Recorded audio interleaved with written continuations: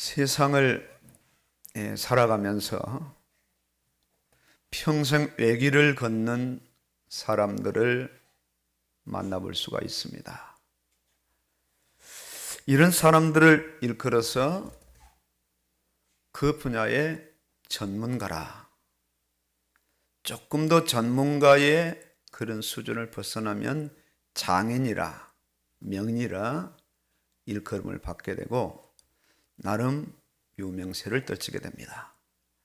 장인과 명인의 그런 반열을 넘어서면 드디어 국가에서 무형문화재로 지정을 해서 그 사람의 삶을, 그 사람의 여정을 보호를 하게 됩니다. 일반 사람들은 도저히 따라올 수 없는 경지에 이르게 됩니다.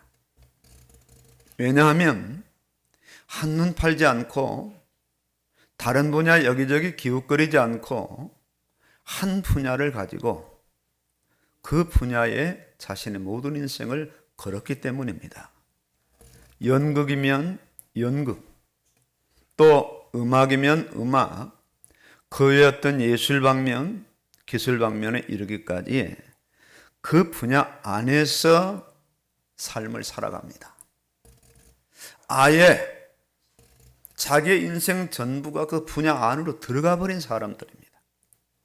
이런 사람들을 일컬어서 심지어 그 분야가 그 사람에게는 종교라, 아예 그 사람에게는 신앙이라, 이렇게 많은 사람들이 추앙을 하고 일컫게 됩니다. 그 분야 안에서 세상을 보고 그 분야 안에서 사람을 보며 살아갑니다. 그 분야가 자신의 업이 되고 또 삶이 되고 인생이 됩니다. 그런 넓은 의미로는 더 많은, 더 다양한 세계를 보지 못하죠. 그 분야가 자신의 인생의 전부니까. 그렇게 살아가다가 세상을 마치게 됩니다. 아주 작은 한 분야에 몰두하여 그 밖의 세상, 죽음 넘어 세상 전혀 생각하지 못하고 아주 작은 한 분야에 몰입되어서 인생을 살다가 세상을 마치게 됩니다. 이것이 어둡고 좁은, 더 큰 세계를 보지 못하는 인생들의 한 단면입니다. 오늘 함께 읽은 시편 119편 130절 이 말씀에서 말씀을 열면 빛이 비치어 우둔한 사람들을 깨닫게 하나이다 말씀합니다. 킹 제임스 성경을 가지고 이 말씀을 찾아보니까 이렇게 기록이 되어 있어요. 주의 말씀들에 들어가면 빛을 주며, 주의 말씀들에 들어가면 빛을 주며 그것이 우매한 자에게 명철을 주나이다. 그렇게 좀 더 명확하게 기록을 하고 있습니다. 그냥 기록된 말씀이 아니라, 그냥 듣고서 흘려버리는 그런 말씀이 아니라, 암송하고 그냥 그것으로 끝나는 말씀이 아니라, 말씀이 아예 그 사람 속에 들어가야 하고, 말씀이 들어가야만 그 사람 내면을 비추고 그 사람 인생을 비추어서 우매한 인생을 살아가지 아니하고 지혜로운 인생을 살아간다. 그렇게 말씀하고 있습니다. 말씀이 사람의 영으로 들어가야 한다는 뜻이고, 이때 말씀이 말씀하신 대로 말씀이 그 인생을 바꾸고 말씀이 그 인생의 삶을 바꾼다는 그런 의미입니다. 자신이 자신의 인생을 바꿔나가는 것이 아니라 자신이 자신의 인생을 주도적으로 계획하고 꾸미면서 애쓰면서 나아가는 것이 아니라 말씀이 그 인생을 주도한다는 겁니다. 반대로 말씀이 만약 그 인생 속에 들어가지 아니하고 그냥 그 인생 주변에서 기록된 말씀으로 있거나 선포된 말씀으로 있다면 그 인생은 여전히 말씀의 풍요 속에서 빛이 없기 때문에 운미한 인생을 살아갈 수밖에 없습니다. 말씀을 떠나서는 살 수 없는 존재가 인간이에요. 하나님께서 천지를, 만물을 말씀으로 창조하셨어요. 인간은 말씀으로 창조하지 아니하시고 손수 빚어서 그 코에 하나님의 영을 불어넣으시고 그 인생들에게 말씀을 허락하여 주셨어요. 아주 다르죠?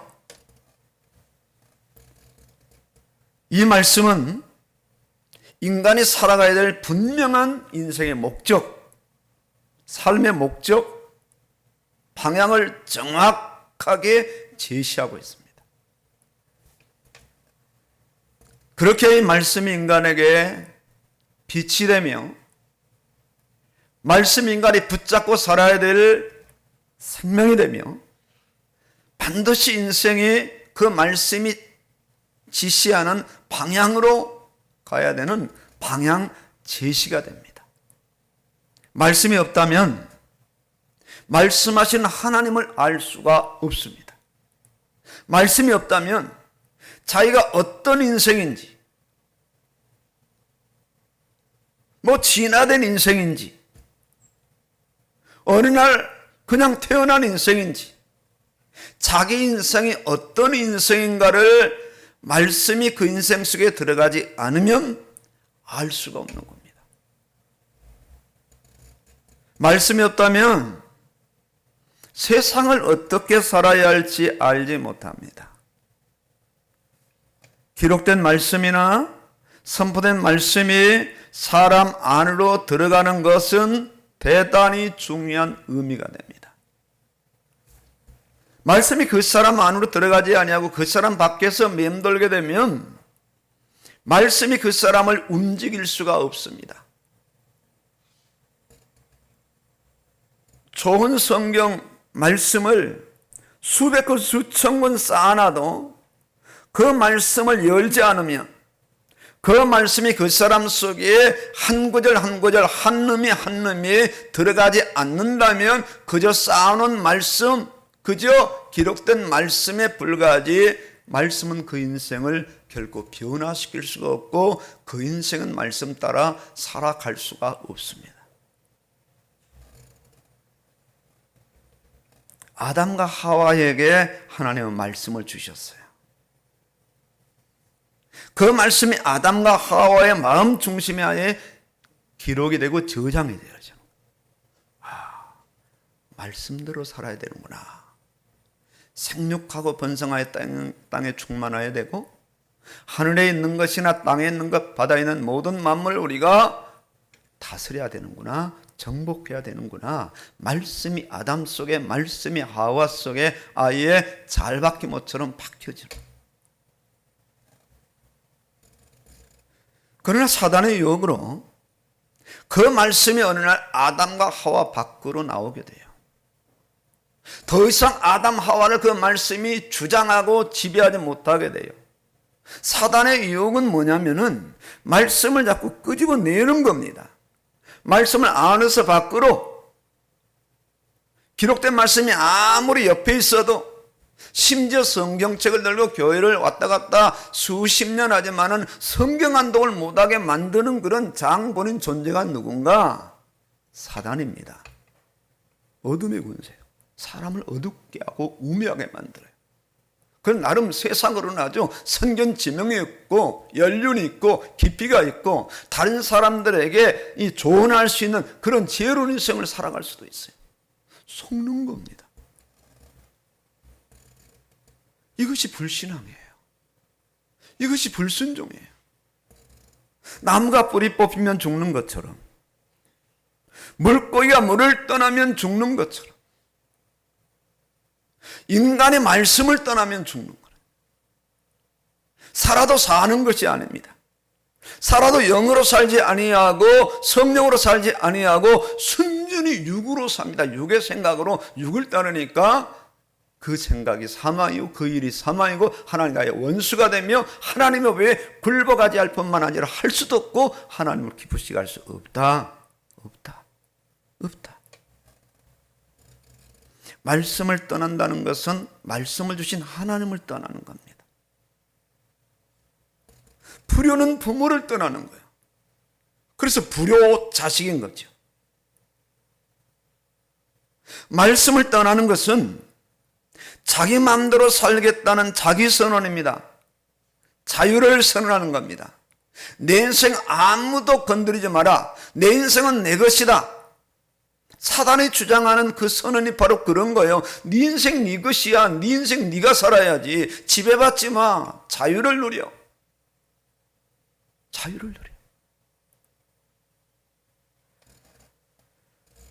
말씀을 떠나는 순간 인간은 죄인이 되며 죄인이 되는 순간 그 인생들에게는 저주와 재앙이 임합니다. 저주받은 죄인으로 한평생 살다가 하나님께서 말씀하신 말씀대로 좋은 말씀은 다 그 인생에게 적용되지 아니하고 자기에게 심판의 말씀만 적용되어서 그 말씀대로 지옥으로 가요. 이것이 인생입니다. 이것이 인생. 이런 죄인들이 살아가는 세상에는 모든 책이 저자가 사람이에요. 음악도, 세상의 모든 지식도, 과학도, 의학도 전부 사람 중심입니다. 온통 사람의 말과 사람의 글로 세상은 꽉 채워져 있습니다. 어떻게 하면 돈을 많이 벌 수 있는가? 복음입니다. 복음. 그런 사람들의 강의에는요, 앉을 자리가 없어요. 지금은 바이러스 전국에 상관이 없는 거예요. 유튜브가 수만 뷰를 차지해요. 아예 수십만 봅니다. 복음이거든요. 돈이 복음이잖아요. 어떻게 하면 건강할 수 있는가? 복음입니다. 유튜브의 거의 절반 이상을 차지할걸요. 그의 다양한 복음이 사람들에게 매일같이 지식으로 정보로 홍수처럼 쏟아져요. 그런 정보, 그런 지식을 우리가 접하면서 세상을 살아갑니다. 그러나 참 복음은 아닙니다. 완전한 복음, 영원한 복음은 아닙니다. 잠시 있다 사라지는 가짜 복음입니다. 어떤 면에서 가짜 약장수와 가짜 액을 파는 거예요. 진짜가 아니에요. 유효기간이 짧아. 얼마 안 가면 사라져요.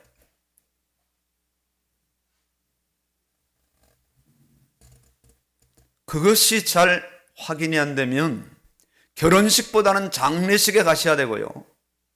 그것이 잘 확인이 안 된다면 동네 병원보다는 종합병원에 가서 중환자실을 한번 들여다보시기 바랍니다. 진짜 복음인가? 중환자실에서 생사를 드는 사람들의 돈이 무슨 의미가 있는가를 확인해 볼 필요가 있거든요. 전부 가짜 처방이고 가짜 약입니다. 참 복음이 아니에요. 이런 죄인들에게 진정한 복음은 무엇입니까? 하나님이 전하시는 이 말씀이 복음입니다. 주 예수를 믿으라 그리하면 너와 내 집이 구원을 받으리라. 복음입니다. 복음 중에 복음입니다. 영접하는 곧 그 이름을 믿는 자들에게는 하나님의 자녀가 되는 권세를 주셨으니 복음입니다. 완전한 복음이고 영원한 복음이고 유일한 복음이고 시간의 제한을 받지 않습니다. 동서양 어떤 제한을 받지 않습니다. 남녀의 구분이 없습니다. 유무식의 구분이 없어요. 완전한 복음이에요. 하나님께서 죄인들에게 구원의 복음을 선포하십니다. 구원받는 자들에게는 이미 구원의 복을 받았기 때문에 말씀의 복음을 계속해서 선포하십니다. 그 책의 권수가 장장 66권이나 돼요. 정상적인 기독자랄지라도 한 번 성경을 창세기 1장 1절부터 계시록 22장 21절까지인가요? 거기까지 읽기가 쉽지 않아요. 성경이 얇은 종이로 만들어졌기 때문에 그렇지요. 일반 종이로 만들어졌다면 몇 권으로 분류가 될 겁니다. 양이 많습니다. 양이 많아요. 구원의 복음과 믿음의 복음, 즉 믿음 회복의 복음이 반복적으로 나타나요. 한 구절 속에 다 들었기도 하고 나눠서 나타나기도 하고요. 말씀 안에는 아버지 하나님의 마음이 담겨 있죠. 말씀 안에는 죄인을 얼마나 사랑하시는 아버지 하나님의 사랑이 담겨 있죠. 하나님이 세상을 이처럼 사랑하사 네가 나를 사랑하느냐? 아버지의 사랑, 독생자의 사랑. 말씀 안에는 자녀를 향한 간절한 기대와 소원이 담겨 있어요. 말씀 안에는 해서는 안 될 것과 안 하면 안 되는, 반드시 해야 되는 그런 조항들이 빼곡하게 기록이 되어 있어요. 이것이 아버지의 마음이요, 구주 예수님의 마음이요, 사랑이에요. 하나님 말씀을 기록하셨어요. 하나님의 말씀이 아니라면요, 어떻게 66권의 말씀이 통일성을 이룰까? 적어도 한 1500에서 1600년 동안 40여 명의 제자들이 그 시대마다 말씀을 기록하고 동시대에 기록한 사람들도 있는데 그들이 단 한 번도 만나서 말씀을 어떻게 기록할까? 그 부분을 회의한 적이 없습니다. 나눈 적이 없어요. 왜? 하나님의 말씀이기 때문에 그렇습니다. 단지 사람의 지식과 사람의 손을 빌려서 기록했을 뿐이에요. 복음입니다. 복음 중에 복음이에요. 서로 기록한 연대를 조정한 적이 없어요. 그 자신들이 기록한 그 말씀을 자신의 책이라고 생각하고 저장하고 보관하려고 애쓴 적도 없어요. 그냥 기록해서 전달하는 걸로 끝난 겁니다. 하나님은 기록해야 하시고 그 부분을 서로 모으게 하시고 보관하게 하시고 드디어 지금 21세기 여러 가지 책으로 다양하게 편찬해 나가셔요. 하나님이 기록하게 하셨고 하나님이 보존하게 하셨고 보존된 말씀 하나님께서 다시 선포해서 어디로? 그 대상자들 주인공들인 인간 안으로 말씀이 계속 들어가도록 그렇게 의도하시고 역사하셨어요. 이 땅에 존재하는 말씀은 사라지지 않습니다. 왜? 사람이 기록한 책이 아니니까. 사람은 사라져도 하나님의 말씀은 영원해요. 왜? 하나님이 영원하시니까. 하나님의 말씀은 완전해요. 하나님이 완전하시니까. 하나님 말씀은 유일합니다. 하나님은 카피하시지 않으셨어요. 하나님이 독자적으로 하나님께서 기록하신 책이라. 예수님께서도 이 땅에 오셔서 틈만 나면 말씀을 선포하셨고 짬짬이 틈을 내어 말씀을 선포하셨고 식사하러 가시는 도중에 주무시러 가시는 도중에 배를 타고 가시는 도중에도 끊임없이 제자들에게 또 말씀을 선포한 자들에게 재해석해 주셨어요. 주석을 하신 거예요. 어려운 말씀들을. 왜 그러실까요? 이 말씀이 들어가야 사망에 처한 인생들이 생명을 얻기 때문에 이 말씀이 들어가야 어둠에서 우미한 인생을 살아가는 그런 인생들의 지혜로운 인생으로 세워지기 때문에 그렇습니다. 말씀이 저주받은 죄인들에게 복이 되니까 복 받으라고, 복의 복을 받으라고 말씀을 선포하셨으며 재해석하셨으며 계속 권면하시고 아예 어떤 경우에는 상당히 살벌한 그런 어조로 명령하셨어요. 언제까지 하셨는가? 말씀이 그 사람 속으로 들어갈 때까지.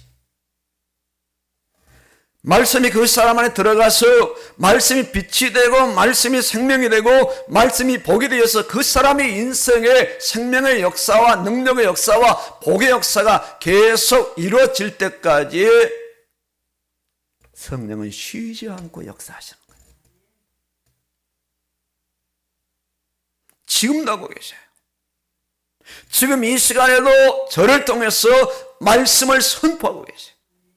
한 주간 동안 준비했던 이 말씀을 어제 저녁까지 오늘 아침까지 다시 한번 보고 다시 한번 가다듬은 이 말씀을 드디어 오늘 이 강단에 서서 선포하도록 누가 의도하시고 누가 역사하셨느냐? 성령께서 의도하시고 성령께서 역사하시고 오늘 이 연약한 종을 통하여 성령은 이 시간에 일하시고 작업하고 계시는 거예요. 말씀은 기록된 말씀으로만 존재해서는 안 됩니다. 성찰이라는 그 대단한 이 고성이 기록된 말씀을 소유만 했어요. 여러 번 읽었다고 하죠. 여러 번 읽었지만 참고만 했지만 그 말씀이 그 인생 속에 들어가지 않은 거예요. 들어간 말씀이 그 인생에 잘 박히질 않은 겁니다. 뭐 불교 경전이나 기독교 경전이나 다 사람이 걸로 치부하고 그냥 교훈 삼아서 그냥 읽고 가끔 그렇게 인용을 했을지 모르지만은 말씀이 그 인생 속에 들어가지 않은 거예요. 그러니 말씀이 그 인생을 살릴 수가 없었고 그 인생을 바꿀 수가 없었고 그 인생을 약속하신 대로 천국으로 이끌 수가 없었습니다. 안타깝게도 지옥에 갔죠. 말씀은 선포된 말씀으로만 존재해서는 아니 됩니다. 오늘 또 나 예배 봤어. 이걸로 끝나면 안 되는 거예요. 선포된 말씀이 그저 귀로 듣고 귀로 흘려버리는 말씀이 아니라 그 말씀이 내 안에 들어와서 내 영 속에 내 마음 속에 내 생각 속에 내 감정 속에 내 양심 속에 잘 박힌 맛처럼 박혀져야 되고 그 말씀이 다시는 나가지 않도록 저장돼야 되는 거예요. 말씀이 CD나 유튜브에만 이렇게 담겨 있어서는 역사가 일어날 수가 없습니다. 조회수가 수십만 부가 된다 할지라도 말씀이 그 안에서만 맴돈다면 결코 말씀이 인생들을 바꿀 수가 없고 살릴 수가 없고 변화시킬 수가 없어요. 말씀은 들어가고 싶어 해요. 말씀은 저장되기를 원하고 말씀은 새겨지기를 원하고 말씀은 다시는 빼질 수 없는 잘 박힌 못처럼 박혀지기를 원합니다. 말씀 기록된 말씀으로만 책으로만 존재하는 것은 말씀은 대단히 싫어합니다. 말씀은 호소합니다. 말씀은 간절히 거듭 호소합니다. 바로 앞전에도 7구역까지의 말씀 일람표, 암송 일람표, 선포 일람표를 통해서 말씀을 또 호소하는 거예요. 1구역 대단하구나. 다른 나머지 6구역은 도전받기를 원하는 겁니다. 우리 구역도 나도 저렇게 말씀을 읽어야지, 저렇게 말씀을 암송해야지, 저렇게 말씀을 선포해야지. 호소하시는 호소. 거듭 호소하시는 거예요. 구원받은 자녀들이요, 성도들이요, 죄종들과 중직자들이요, 기록된 말씀을 제발 좀 읽어다오. 졸린 눈을 비벼가면서라도 제발 좀 읽어다오. 그 말씀인 그 사람 안에 적어도 들어갈 때까지, 그 말씀이 그 사람 속에서 꿈틀꿈틀 일어나서 그 사람의 생각을 좌우하고 그 사람의 이성을 좌우하고 드디어 그 사람의 행동을 바꿀 수 있는 거기까지 말씀이 계속 들어가고 더 깊이 들어가기를 원하거든요. 호소합니다. 호소. 읽은 것으로 만족하지 말고 그 말씀을 좀 저장해다오. 말씀은 부탁을 하죠. 왜 그렇게 분주한 일상으로 말씀을 멀리하는가? 왜 그렇게 드라마보다 말씀을 더 멀리하는가? 왜 드라마 한 시간에 집중하고 그렇게 기뻐하면서 말씀을 이렇게 깊이 하는가? 말씀은 아예 호소하면서 부탁을 합니다. 말씀도 좀 그렇게 기쁜 마음으로, 기대한 마음으로 읽어다오. 들어다오. 급기야 말씀은 호소에도 안 되고 부탁에도 안 내면 명령합니다. 그렇게 살면 죽는다. 그렇게 살면 망한다. 앞서간 신앙의 선배들을 보아라. 노새 아내를 보아라. 말씀이 들어가지 않으니까 소금기둥이 되지 않더냐. 가인을 보아라. 말씀이 들어가지 않으니까 동생을 죽이지 않더냐. 말씀이 명령합니다. 겁을 주는 게 아니죠. 사실을 말씀은 표현을 해내는 거죠. 이제는 말씀을 암송하라. 이제는 말씀을 선포하라. 이제는 읽는데 듣는데 암송하고 선포하는데 그치지 말고 이제는 말씀 안에 말씀이 영 안으로 들어가서 마음 안으로 들어가서 이제는 말씀이 네 인생을 지배하고 육신을 지배하고 삶을 지배할 만큼 말씀대로 살아가라. 계속해서 호소하고 부탁하고 명령합니다. 말씀이 들어가며 들어간 말씀이 드디어 빛을 비추게 돼요. 빛을 비춰야만 인생이 어둡지 않습니다. 그러니 영안이 밝아지는 거죠. 영안이. 세상에 보이는 거죠. 사망으로 살지 않고 생명으로 살게 되죠. 말씀이 들어가야 말씀이 빛을 비추고 말씀이 빛을 비춰야 말씀의 생명과 말씀의 능력과 말씀의 이전 복으로 살 수 있죠. 말씀이 그 심령 속에 들어가 비춰야 그 심령이 진단을 받습니다. 야, 내가 정말 이런 사람이었구나. 내가 어떻게 해야 되나. 말씀이 또 거기에 처방을 합니다.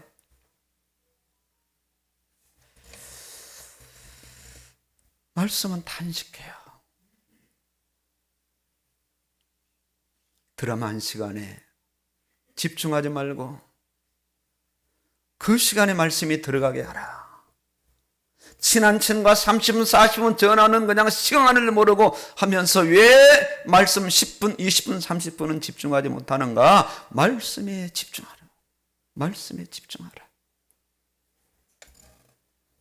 말씀은 걱정합니다. 맛집을 찾아서는 1시간, 2시간 달려가면서 인터넷을 뒤지고 친구의 조언을 받고 드디어 내비게이션을 켜고 주소를 입력해서 그 먼 길을 기대하는 마음으로 달려가서 어쩌면 표를 받고 식당 밖에서 우글하는 사람들 사이에 끼어서 바이러스 걱정하면서도 기다리고 대기하면서 왜 말씀 앞에는 그렇게 나아가지 않느냐. 말씀은 걱정합니다. 걱정을 해요. 말씀에 감격하지 못하고 말씀의 맛을 음미하지 못하는 것. 왜 성도가 문제와 사건이 올 때 말씀의 진단과 말씀의 처방과 말씀의 수술을 받지 않는가? 그 사람 속에 말씀이 들어가 있지 않기 때문에 그런 거예요. 말씀은 들어가면 반드시 반응의 역사가 나와요. 들어간 말씀이 영에서 마음으로 양심으로 생각으로 계속 훑어나가면서 그 사람을 장하게 나가거든요. 아무도 자기를 정죄하지 아니하고 아무도 자기를 모른다 할지라도 그 사람 속에 말씀이 들어가면 어떻습니까? 회개 무릎을 꿇게 돼요. 주여, 제가 죄인입니다. 제가 흉악한 죄인입니다. 두 손을 들고 무릎을 꿇고 주여 저를 용서하여 주시옵소서. 저를 불쌍히 여겨 주시옵소서. 저에게 희망이 있습니까? 소망이 있습니까? 저를 살려주시옵소서. 탕자처럼. 탕자 안에 말씀이 들어가니까, 탕자 안에 아버지의 말씀이 들어가니까 아버지를 생각하게 되고 아버지의 집을 생각하고 품꾼을 생각하면서 자신의 처지를 돌아봅니다. 내가 이게 무슨 꼴이냐. 돌아가리라. 돌아가리라. 나를 품꾼 아래로 써진날지라도 나는 내 아버지 집으로 돌아가리라. 거짓꼴로 돌아갑니다. 왜? 말씀이 그 사람 속에 들어가니까. 말씀이 들어가니까. 말씀은 어떤 때는 격려합니다. 괜찮다. 괜찮다. 죽지 않는다. 망하지 않는다. 괜찮다. 내가 너와 함께 할 것이다. 두려워하지 말라. 담대하라. 이 성에 내 백성이 많다. 아무도 너를 해할 수 없으리라. 네가 여기서뿐만 아니라 로마까지 보리라. 말씀이 바울 속에 들어가니까요, 바울이 딴 사람이 되어지잖아요. 교회를 핍박하고 성도를 잡아주기에 앞장선 사람이 어느 날 다메섹 도상에서 말씀이 들어가니까 사람이 바로 바뀌어지더니 그리스도를 변호하고 가장 위험한 곳을 찾아다니면서 아예 생명을 내어놓고 말씀을 증거하기 시작하는 거예요. 복음의 말씀과 믿음의 말씀을 증거하기 시작해요. 말씀은 격려해요.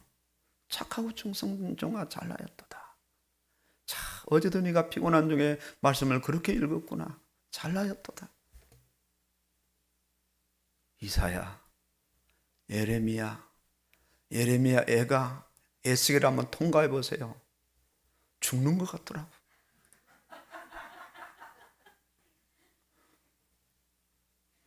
(66장) (52장) (5장) (48장) 합 171장. 성령 격려하는 거 수고했다 내 종아. 힘들었구나. 내가 단잠을 자게 해주겠다. 격려하시네. 말씀. 그렇게 힘든 과정에서도 다른 것 붙잡지 않냐고 말씀 붙잡았구나. 내가 반드시 증거를 주리라. 반드시 내가 응답하리라. 반드시 내가 역사하리라.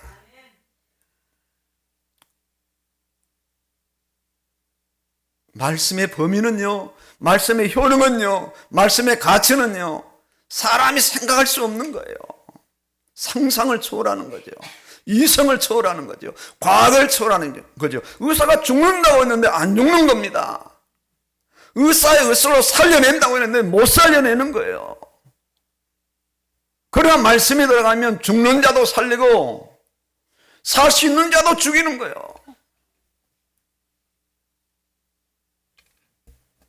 말씀이 들어간 성도는 말씀이 서서히 그 성도를 움직이기 시작합니다. 야, 새벽 기도를 한번 해볼까? 금요 기도를 한번 해볼까? 내가 이제 다른 영혼을 한번 살려볼까? 어떻게 하면 전도할 수 있을까? 나의 원수를 한번 내가 바꿔볼까? 일하기 시작하는 거예요. 기도하기 시작하는 거예요. 섬기기 시작하는 거예요. 왜? 말씀이 들어가니까. 말씀이 그 사람을 움직이니까요. 말씀이 들어가면 원수까지도 화목한대요. 말씀이 들어가면. 말씀이 들어간 성도 안에서 말씀은 믿음의 파장을 일으킵니다. 게으른 자가 부지런해져요. 그저 세상에 중독되어서 흐느적거리는 인생들의 제정신을 차리기 시작해요. 말씀 많이 읽으면요, 딴짓 할 그 여유가 없어요, 솔직히. 자꾸 내가 딴짓하면 말씀 장수를 100% 인상하십시오. 내가 성경 한 달에 한다고 해서 뭐 자꾸 딴짓하면은 200% 인상하십시오. 아예 다른 곳으로 갈 수 없으나 퇴로를 차단하고 배수진을 치고 한번 도전해 보세요. 말씀이 어떻게 역사하시는가를, 말씀이 어떻게 나를 움직이시고 내 주변을 움직이시고 내 환경을 주도하시는가를 한번 경험해 보아야 되지 않겠습니까? 한번 체험해 보셔야 되지 않겠습니까? 적어도 한 번밖에 없는 인생을 살아갈진데요. 말씀이 들어간 성도의 모든 삶의 말씀을 아주 구체적으로 역사하시는, 간증할 수밖에 없도록 역사하시는, 그 역사적인 말씀의 간증이 66권이 기록되어 있어요.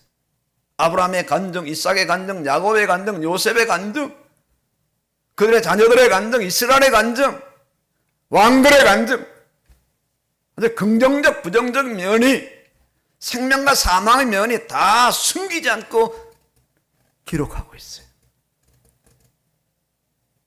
구원받은 성도들이요, 주의 종들이요, 중직자들이요, 그리고 재직들이고 성도들이요, 말씀에 집중하라는 거예요. 더 이상 말씀을 거부하지 말고 문을 열라는 겁니다. 말씀이 들어오도록 길을 준비하고 예비하라. 말씀을 오늘도 단식하며 오늘도 구걸하듯이 부르짖는 거죠. 주의 말씀이 들어가면 빛을 주며 그것이 우매한 자에게 명철을 주나이다. 오늘 시편 110편 이 말씀이 죄인들 안에 들어가서 구원의 역사를 이루기를 원하시며 말씀이 구원받을 자들 안에 들어가서 믿음의 역사를 이루기를 원하셔요. 그렇기 때문에 다양한 묘사로 말씀이 들어가기를 원하는 간절함을 표출하고 있어요. 지루하지 않도록. 이 말씀을 듣고 마음을 연 자들은 말씀이 심겨져서 빛을 받아요. 빛 가운데로 행하게 되는 거죠. 시온의 대로로 행하는 거죠. 이걸 말씀이 들어가지 않는 사람이 봤을 때는 굉장히 좁은 길이고 험난한 길이지만은 말씀이 들어간 사람이 보는 그 길은 결코 좁고 험한 길이 아니에요. 제가 오늘 다니엘서를 읽었거든요. 3장을 읽으면서 세 친구가 걸어갔던 길은 불속이지만 불속이 아니더라고. 어디로 들어가느냐? 하나님의 임재 속으로 들어가는 거예요. 그래서 제가 쭉 읽으면서 참 이방 왕들은 어쩔 수 없구나. 그렇게 다니엘을 통해서 꿈을 해석하고 세 친구 통해서 또 이 엄청난 역사가 일어나고 5장 가도 역사 일어나죠. 벨사살 6장 가면 또 다니엘이 또 사자굴에 들어가죠. 뭐 이런 역사들이 뭐 4장 그냥 계속 일어났는데도 왕이 바뀌면서 안 바뀌어도 막 또 딴짓하고 또 딴짓하고 그냥 말씀은 그냥 교훈으로 하나의 종교의 경전 삼으니까 그렇지요. 실제 말씀에 나는 왕이 뒤집어져야지. 어떻게 3장에 그런 역사가 일어나요? 어떻게 자기 신상을 세우냐고. 말씀이 안 들어가니까 그렇지. 말씀이 들어가면 나라가 바뀌지 않겠어요? 왕이 바뀌니까요. 그럼 5장을 한번 보세요. 다니엘. 그냥 좋은 거 다 준다고 벼슬 다 준다. 이건 왕이 원하는 사람 다 주시고 내가 그럴지라도 이 말은 꼭 해야 되겠다. 야, 줄줄이 다 역사를 꿰면서 이야기하죠. 부친의 그 역사를 보고도 깨닫지 못하느냐. 야단을 치죠. 와, 말씀이 들어간 사람인 거예요. 겁나는 게 없어. 벼슬 소용없다. 안 줘도 된다. 조언은 필요 없다는 거예요. 그러나 이 말은 내가 해야 되겠다. 누가 역사하시는 거예요? 말씀이 다니엘 속에서 역사하는 거예요.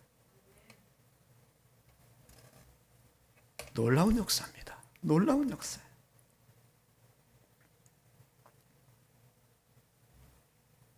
오늘 이 현대인들을 보세요. 아무리 자기 분야에 장인, 명인, 무형문화재 한다 할지라도요. 그들 안에 말씀 없으면요. 사실상 우리말로 별 볼 일 없는 겁니다. 장인이면 뭐하고 명인이면 뭐하고 무형문화재는 뭐합니까? 말씀이 없는데 그들에게 우리가 불특정 다수에게 복음을 증거할 이유가 되는 거죠. 말씀이 들어가야 돼요. 들어가야 인생의 어둠이 빛으로 바뀌어지면서 자기를 보고 하나님을 보고 회개의 무릎을 꿇고 예수님을 영접하고 구원받는 역사가 일어나는 거죠. 오늘 말씀 앞에 자신을 세워봐야 돼. 말씀 앞에.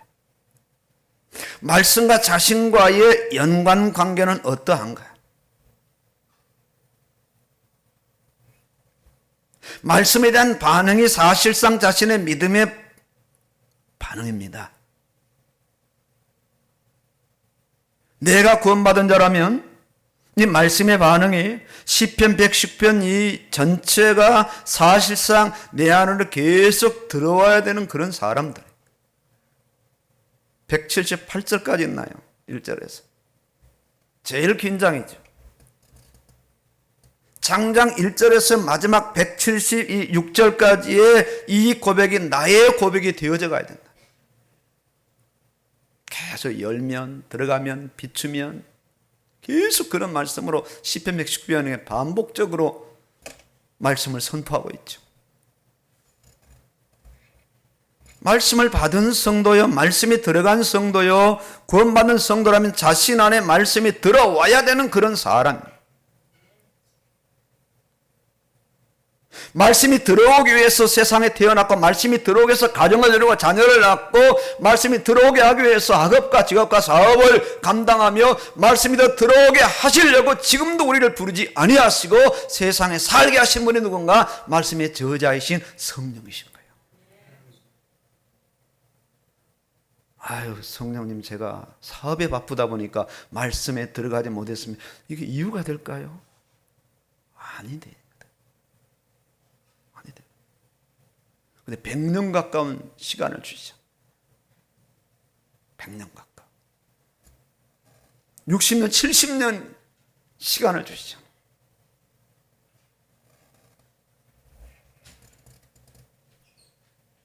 끊임없이 자신 안에 말씀이 들어오도록 끊임없이 말씀을 붙잡는 그런 사람이 돼야 돼. 말씀이 자신 안에 중심이 되고, 말씀이 자신 안에 기준이 되고, 말씀이 자신 안에 본론이 되고 결론이 되도록, 말씀이 자신 안에 자신을 살리는 생명이 되고 자신을 힘있게 하는 능력이 되고 자신의 만복의 근원이 되도록 끊임없이 말씀을 환영하고 말씀이 들어오도록 문을 열고 길을 열어야 되는 그런 사람이 누군가? 구원받은 하나님의 자녀들인 거예요. 구원받지 못하셨다면 말씀 읽을 필요가 없죠, 사실은. 말씀 읽기가 정말로 힘든 분들, 말씀 읽으라니까 은근히 짜증이 나시는 분들, 적당히 작은 분량만 근근히 채워가시는 분들이라면 다른 것으로 자신을 보는 것이 아니라 말씀으로 자신을 진단해 보는 사람이 분명한 거예요. 분명한 거예요. 말씀 앞에 교만하지 말고 겸손하셔야 돼요. 이제 우리가 어떻게 해야 될까? 다른 퇴로가 있다면 그 퇴로로 가도 되지만, 다른 비상구가 있다면 그 비상구를 통해서 가도 되지만은 다른 퇴로나 다른 비상구가 없습니다. 아예 의도적으로 말씀 앞에 나가야 돼. 나만이, 불쌍한 나만이, 문둥병으로 속이 썩어가는 나만이 화려한 군복을 입고 계급장을 달고 훈장을 달고 누구 앞에 가느냐? 이스라엘 왕 앞에 가고 엘사 앞에 가요. 말씀이 들어갈 수 있겠어요? 교만한 인생에게. 내가 교회 한번 가봐야지. 아이고, 교회가 이 모양이구만. 말씀이 들어가겠냐고요? 안 들어가지, 못 들어가죠. 그때 성령은 그 계집 아이를 생각하사, 전도한 아이를 생각하사 그 군복을 벗게 하잖아요. 아주 벌거벗게 만들잖아요. 요단강에 가서 7번 씻으라. 안 씻잖아요. 우리나라가 입만 못하느냐? 돌아가자 말이야. 나를 어떻게 여기느냐? 내 이 훈장, 내 이 계급장, 나의 이 명성, 나의 권세를 못 부느냐 이거야. 그래도 자존심은 살아가죠. 돌아가잖아요. 참 지혜로운 부하 하나가 아버지요. 그런 말은 성경 지금 날도 더운데 목욕하는 것이 뭐가 나쁩니까? 목욕하면 깨끗해진다고 하지 않았습니까? 들어보니 맞잖아요. 말씀이 들어가는 겁니다. 요단에 가서 옷을 벗고 계급장을 떼고 어린아이처럼 7번 들어갔다 나왔다니 살이 깨끗해졌더라. 말씀이 들어간 겁니다. 나만에게. 이제 어떻게 해야 되는가? 다른 방법이 없어요. 오로지 우리가 말씀 앞에 서야 돼요.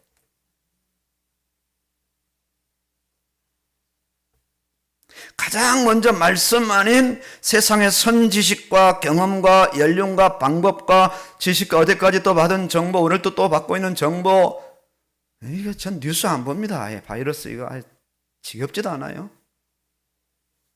아예 안 봐요. 뉴스 정말 안 봅니다. 신문 제가 사설은 보고 신문 논평은 내가 읽지만은 뉴스 안 봅니다. 아주 지겨우니까.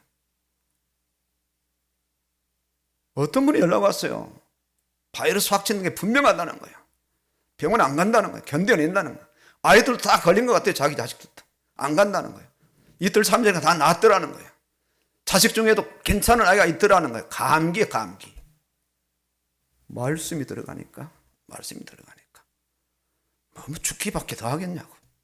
그렇죠. 뭐 한 번 죽는 거. 그래서 우리 마음대로 또 결정하겠냐고. 말씀이 결정하시는 거지. 그렇죠. 진짜 믿는다면요. 말씀 앞에 서야 돼요. 말씀 앞에. 그리고 우리 안에 세상의 선지식 별로 그렇게 중요하진 것, 학교에서 배운 지식과 세상에서 경험한 경험과 내 인생을 쌓은 연륜과 그런 방법들은 내 안에 너무 많아서 말씀이 들어갈 여지가 사실상 너무 없는 겁니다. 꽉 차 있어서. 이제 컴퓨터를 아시는 분들은 아실 겁니다. 정리하셔야 되는 거예요. 휴지통으로 집어넣으셔야 되는 거죠. 비워내야 돼요. 저장소를 비워내야 돼요. 인정하셔야 된다. 이런 나의 내면이 사실 작은 내면이 아닌 거예요.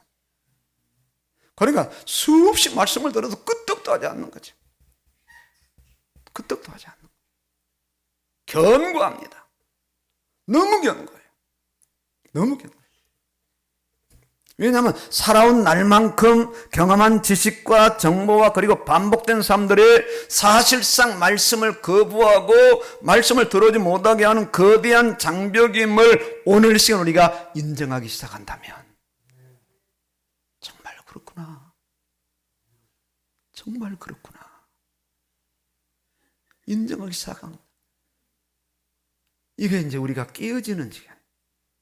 깨어져야. 그 깨어진 틈 사이로 말씀이 들어오고 그 틈 사이로 빛이 비치는 거예요. 그 틈 사이로 들어오는 빛이 강렬합니다. 넓게 들어오는 것보다 사실은요. 중환자실에 예수 잘 믿거든. 암 걸려서 예수 잘 믿거든요. 깨어졌다는 거거든. 깨어졌다는 거예요. 그냥 말씀을 거부하고 말씀을 들어오지 못하게 하는 거대한 장벽임을 오늘 우리가 솔직히 인정하고 신합니다. 이런 세상의 선지식이 사실상 어떤 면에서 말씀까지 평가하고 교회까지 평가하고 설교까지 평가하는 말씀을 세상 말로 애누리하는 거예요. 말씀의 분량을 스스로 조절하는 거예요. 내가 이 정도면 됐지. 이 정도면 됐다는 건 우리 사전에 사실 없는 거예요. 왜? 성경은 죽도록 뭐하라? 충성하라. 죽도록 충성하라. 우리가 스스로 정한 기준이죠. 우리가 정한. 이 장벽 앞에 우리는 내 감정과 내 지식을 세우지 말고 내 어떤 결심, 결단을 세우지 말고 이 장벽 앞에 말씀을 세워야 돼요. 우직하게 그냥 말씀을 세워야 돼요. 창세기부터 계시록까지. 이 장벽 앞에서 실제로 영적 싸움을 하셔야 돼요. 제가요, 대봉감하고 싸우게 되더라고요. 저는 몰랐어요. 제가 감을 이렇게 좋아할 줄. 아직 익지도 않은 한 30개를 한 박스 하다가 쫙 집안에 어느 날 가보니까 말려놨는데 눌러보니까 하나 먹고 싶은 거야. 한 절반 정도는 익어가요. 이걸 또 잘라가지고 먹어보니까 맛이 기가 막힌 겁니다. 와, 세상에 이렇게 맛있는 감이 있나? 그런데 체중 관리를 해야 되잖아요. 내가 2개는 안 먹으리라. 2개 먹는 날에 나날이 늘어나는 겁니다. 그러면서 지난주 설교가 육신의 생각은 육신의 일을, 영의 생각은 영의 일을 생각하느니 이것 같아 결부되면서 아니야. 이거마저도 내가 한번 견뎌내 버리라. 내가 감에게도 무너지다. 감에게. 대봉 감 하나에 무너지는 이 인생인 거예요.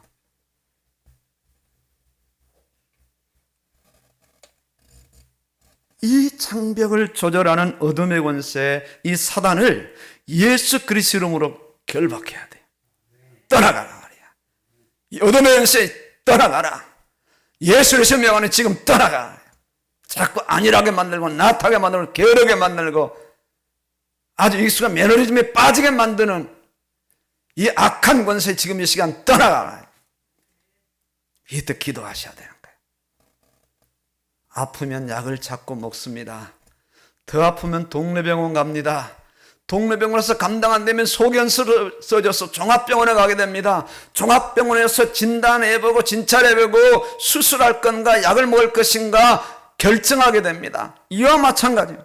말씀 앞에 자신을 열어야 돼요. 강단 메시지 앞에 자신을 열어야 돼요. 선포해야 돼요. 말씀 앞에 자신의 일상생활을 열어야 돼요. 말씀이 들어올 여지는 자신이 만들어야 돼요. 그때 말씀은 마음을 열도록 더욱더 역사합니다. 이때 사단의 권세는 무너지고 자신의 선지식도 자취를 감춰요.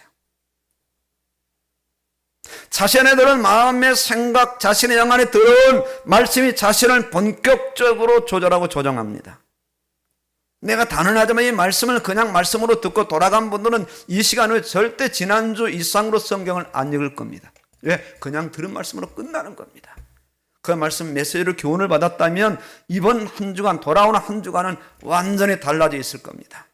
아주 획기적으로 바뀐 삶을 살아갈 거예요. 왜? 말씀이 호소하였고, 말씀이 탄식하였고, 말씀이 명령하고, 말씀이 걱정하고, 말씀이 격려하는 말씀을 받았기 때문에 그렇구나 바뀌어지는 거예요. 성경에 대한 자세가, 읽는 장수가, 암송하는 구절이, 대피는 선포가 내 시간을 쪼개서라도 우선순위로 삼고서라도 반드시 그렇게 나갈 수밖에 없는 거죠. 아주 말씀은 정확해요. 살리고 세우고 바꾸고 제시합니다. 정확하게 오른쪽으로 왼쪽으로 앞으로 뒤로 사랑하라. 정확하게 신호등처럼. 때로는 싸울 힘이 없지만 싸울 능력을 공급하셔요. 내 힘이 안 되면 다른 사람을 빌려서라도 여보 그런 일 가지고 뭐 그래 힘을 내. 힘을 주시는 거예요. 누가? 말씀의 저자인 성령께서. 가장 먼저 내 안에서 역사하시며 내 밖에서 문제와 사건을 조절하시고 사람들의 마음까지 조절하셔서 아주 통합적으로 역사하기 시작해요. 그리고 또 한 부분은 말씀을 귀하게 여기셔야 돼요. 말씀이 너무 헐값으로 치부되죠. 주식 정보가 귀한 것처럼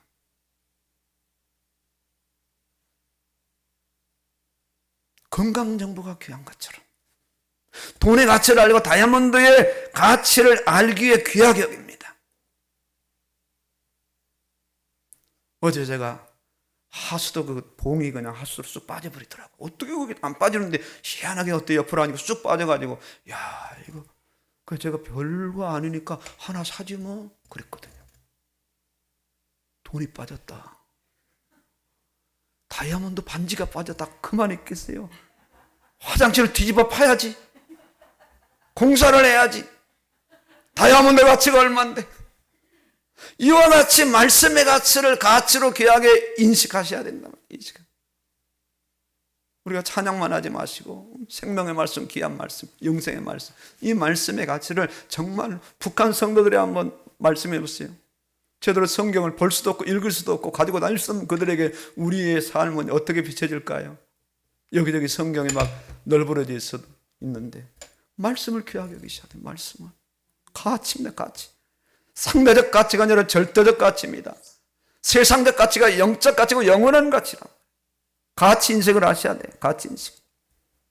왜 성경을 그렇게 읽으려 해도 안 읽는가? 사실은 가치를 모르시기 때문에.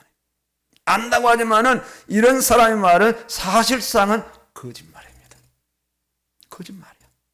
그러다 어떻게 해야 되는가? 말씀을 최우선순위로 잡으셔야 돼요. 그리고 모든 삶을 말씀 아래다 두셔야 돼요. 어떤 것도 말씀 위로 올라가시면 안 돼요. 어떤 것도. 하루에도 틈이 많습니다. 그 빈틈을 말씀으로 다 채워보세요. 들고 다니는 스마트폰이 너무 좋아서 성경도 여러 권 입력될 수 있거든요.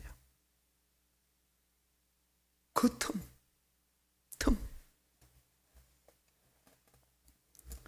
참하실 틈, 누군가와 전하는 틈, 불필요한 전화는 하지 마시고 그 전화 시간만이라도 말씀을 대하는. 그 틈만 다 모아도 상당한 틈이 모아집니다. 그리고 무엇보다도 매일같이 TV 앞에 앉아있는 그 틈이 상당 시간 차지하는 거예요. 이게 적용입니다. 진짜 적용이에요. 안 보면 안 되는 매일 드라마 꼭 거기서 끊죠. 보도록. 세상의 아들들이 이렇게 지혜로워요. 꼭 끊도록. 이 틈만 잘 활용해도 말씀은 상당한 분량을 읽을 수가 있어요. 많이 읽어야 많이 들어오고, 많이 들어와야 들어온 말씀이 빛으로, 생명으로, 복으로 내 인생을 바꾸고 안내하게 돼요. 승리하시기를 주의 이름으로 축원합니다. 아멘입니다.